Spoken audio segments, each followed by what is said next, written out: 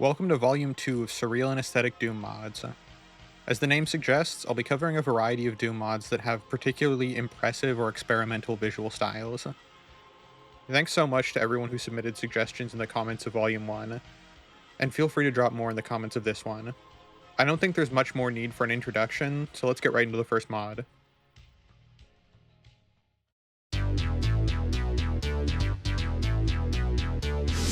This is by far the most suggested WOD you guys asked for in the first video, and it's not hard to see why. Initially, I didn't actually want to cover this one just because of how much it's already been covered and talked about, but it really is that good. I may as well throw my hat in the ring as well, because yeah, this is absolutely one of the greatest WODs ever created. As soon as you drop into the first map and catch a glimpse of those neon-soaked city skylines in the distance, you know the production value here is obscene. It's one of those WODs that's so content-packed and impressive, you almost feel bad you get to experience it for free. Map 1 is a flawless tone setter as you fight your way through the tight hallways of the cyberpunk skyscrapers. The level of detail in the texture work and geometry here is incredibly impressive, not just for Doom, but for video games in general. Breakable glass that shatters when hit, aquariums with floating bubbles, walls plastered with posters and graffiti, everything just looks so cohesive and lived in. The heavy use of colored lights really drives that home, and I think we can all tell it's paying homage to the 1993 Super Mario Bros. Movie. Little details like replacing switches with keypads or having working vending machines just pulls you into the setting so much. I covered Neon Overdrive in the previous video, and in a lot of ways, that WOD is almost like a vaporwave sequel to Auger Zenith's cyberpunk adventure, especially in the approach to visual design. Aside from a retextured pistol, weapons and enemies are totally vanilla here. Some people might have preferred these things get a visual overhaul to match the aesthetic, but in a way it kind of feels like the opposite. They managed to craft all these new textures in a way that completely fits with the art style of Vanilla Doom, and that's almost more impressive to me. This might be kind of a deep cut, but the combination of Doom enemies in these cyberpunk environments reminded me of Demon City Shinjuku. Combat encounters here are all top-notch as well. I think part of Augzen's huge popularity and staying power is in how it balances difficulty. While certainly harder than Vanilla Doom, it's far more accessible than a lot of WODs, and I think it serves as a great starting point for people looking to get into modded Doom. The general approach to the flow of combat and levels honestly feels very close to Vanilla Doom, but just improved upon. So the transition between the vanilla map sets and this feels very natural. The difficulty ramps up very smoothly across the whole experience, and it provides a solid challenge on UV without being overly easy or overly difficult.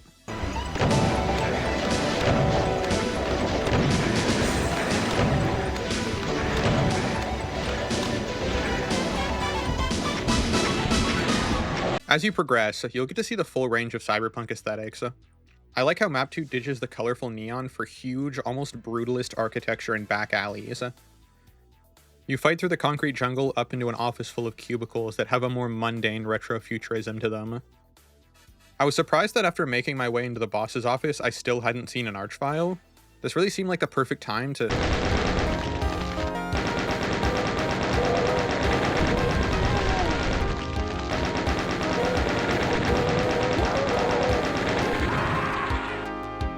Map 3 goes through a subway station showing off billboards plastered with anime girls from PC98 and PC Engine games. I recognized a few of them, like Reiko from Virgin Angel over here.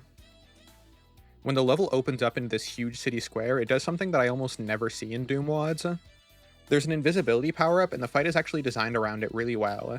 If you pistol start like me, it gives you a chance to find some weapons and take out the archvile and hit scanners before they can overwhelm you. I love seeing the more underutilized mechanics like this put to good use. There's so many standout visual moments in this one as well. The one right here where you climb up the neon-lit stairs into a room with the silhouettes of demons cast against the purple flames is a really cool one. The way the walls pulse with light in this building in a way that almost looks like waves wowed me as well. I'm not going to go over every single map here, but the quality stays this high for pretty much the entire 22 map runtime. There are some neat gimmicks, like map 4 being a linear path that you just need to keep sprinting down and killing everything in your path without looking back. Augzen is the complete package. It absolutely nails everything it wants to achieve.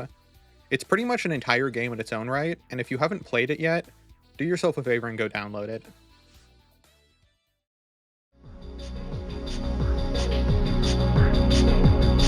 System Foxes is an unfinished WOD consisting of 5 maps, half of which are incomplete. Ordinarily, I wouldn't cover an unfinished project like this, But given that it was cancelled and how good What's Here is, I'm happy to make an exception. The creator, 97th Century Fox, posts a ton of incredible art on Blue Sky and the Doom World forums. They make it using a combination of the Doom engine and external art programs to make some stunning surrealist paintings. They're one of the most talented and creative community members I've ever seen, and I could honestly dedicate a video solely to discussing their art. Map 1 puts that painterly approach on full display. The texture work and muted color palette are stunning, and the way they're worked into the abstract geometry feels organic and dreamlike. While most of the WODs I talk about are visually impressive and beautiful, in a way that specifically feels like it follows in the footsteps of digital art and level design, System Fox's feels like it blurs the line between that and traditional art in a way that you just don't see very often. That isn't to imply that this is a superior pursuit by any means, but it does give the experience an incredibly distinct tone unlike anything else I've played. The contrast between environments that feel like they should be on display in a showroom and the visceral action of Doom's combat are somehow more complementary than they are contradictory. I've always been a firm believer that all video games are art, and this is a fantastic example of the range in which video games can express an artistic vision.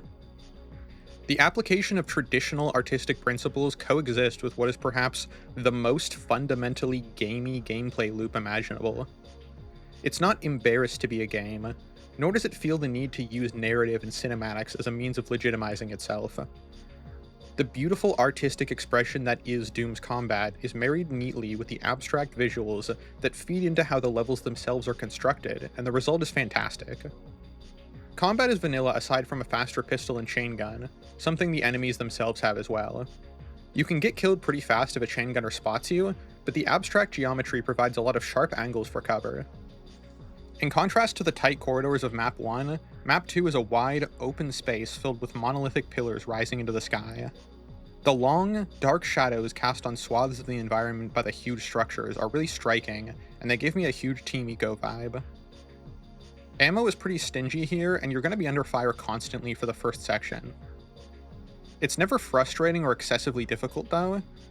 97th Century Fox describes themselves as more of a painter than a level designer, but I think the quality of combat in these two maps means they're kinda selling themselves short. Map 3 is the first unfinished one of the WOD. You're told right away at spawn to just cheat and activate God mode. Despite this, I decided to persist in doing it the honest way, and aside from the initial hump, it's really not that bad.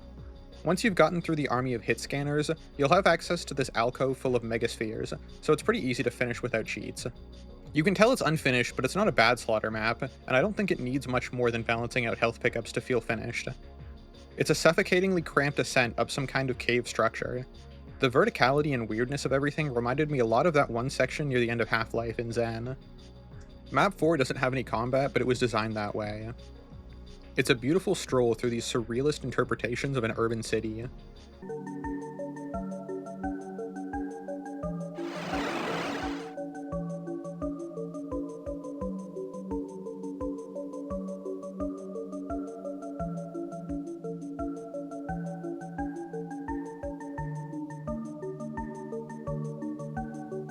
It reminds me a lot of Electric Highways, a surrealist walking sim made in Eduke 32 that I would love to cover in another video sometime.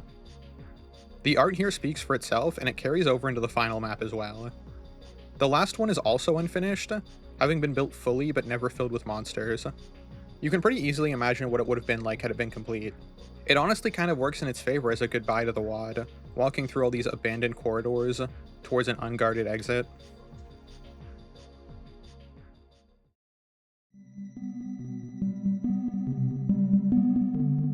PAL Hipocampo by Ren Corrette was originally intended to be part of System Fox's before the project was cancelled. It's a self-confessed love letter to Yume Nikki, and given that you start out inside a recreation of Madatsuki's apartment, it's not hard to tell. You can interact with the computer and choose between 3 different songs, or just leave the atmospheric sounds of the wind. Once you walk out of the apartment, you're treated to the cold, dark winter landscape.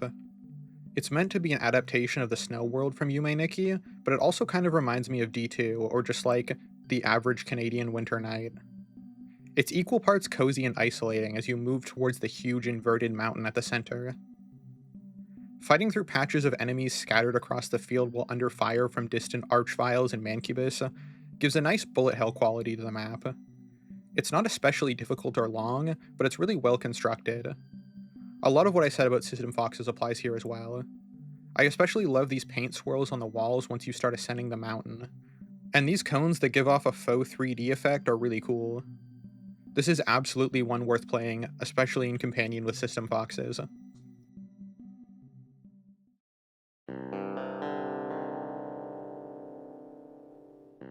I mean this is a compliment, but the Magenta Spire is almost the exact opposite of the previous two WADs.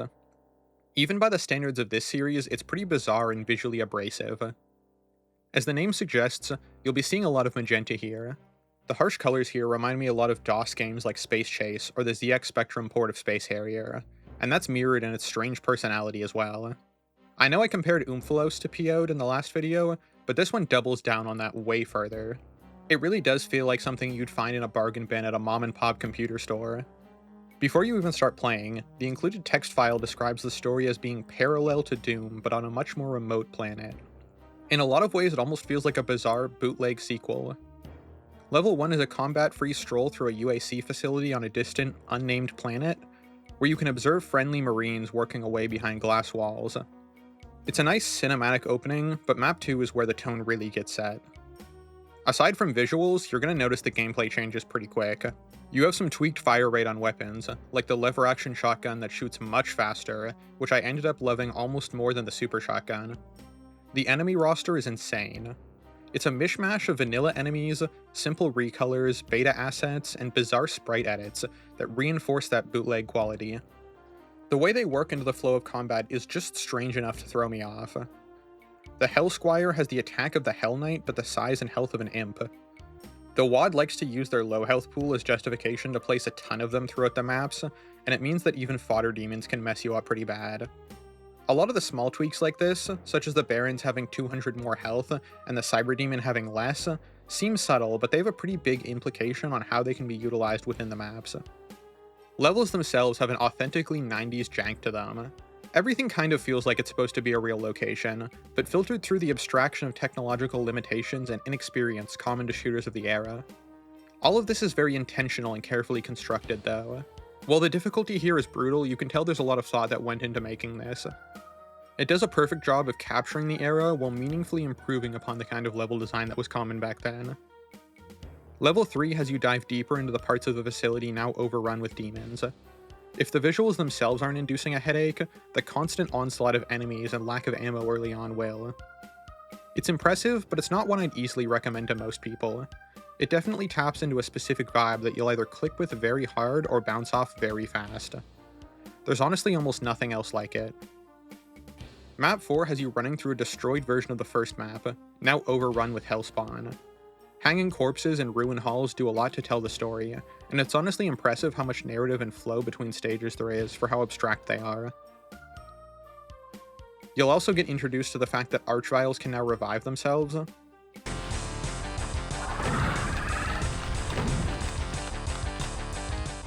The final fight here is a pretty killer set piece, showing hell leaking into our reality, and it transitions neatly into Map 5. This one is pretty much the final test of patience to see how much you can tolerate. It feels like the filter for this WAD, and it's one that I barely made it past.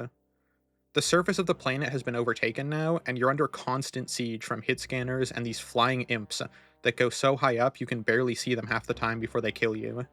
You have to push through these seizure-inducing dark pathways, fighting as much with the enemies as the visibility.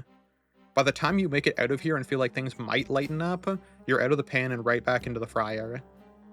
The Cyber Demon and the onslaught of fire from distant Arachnotrons and Revenants, followed up by the self-resurrecting Archvile surrounded by Mancubus, genuinely pushed me to the point of taking a break for a few days. When I came back to try Map 6, I was having fun for a while, but the section with the Cyber Demon got pretty frustrating.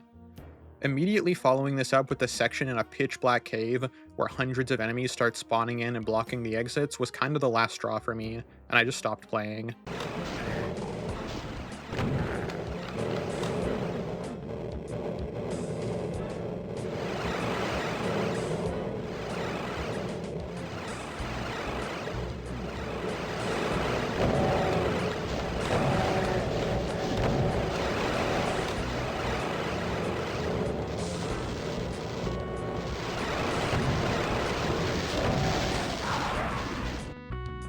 I totally appreciate the quality and what it's going for here, but the style of challenge it provides, combined with some intentional low visibility sections and confusing maps that hurt my eyes, just kind of put me off from wanting to finish it. Still, if it looks like your thing, it's worth checking out.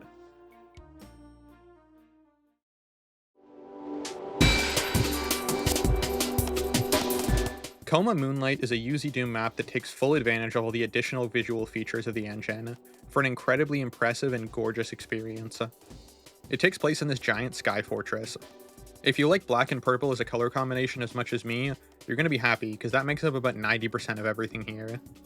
The map is structured as an ascent up a tower starting from the bottom, with a decent bit of exploration worked in as you search for the 3 runes to unlock the map exit. It utilizes jump and mouse look very well by having a ton of verticality in the combat arenas. Keycards are traded for switches you have to walk over to enable bounce pads, opening up the path forward. Difficulty here feels just right, and the appearance of platforming sections isn't too bad since there are no instant death pits. The music here is really nice icing on the cake, tying the vibes together and making the whole thing feel pretty chill and laid back.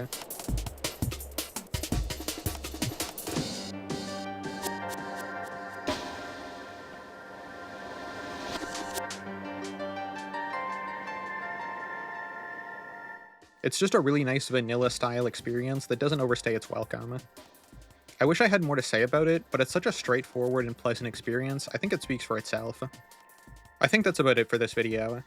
This might end up being posted a little bit late, but I've had a very busy week and it's been a struggle to finish it. I want to say thank you guys again. At the time of writing this, I'm just shy of 800 subs, which means I only need another 200 or so to get monetized.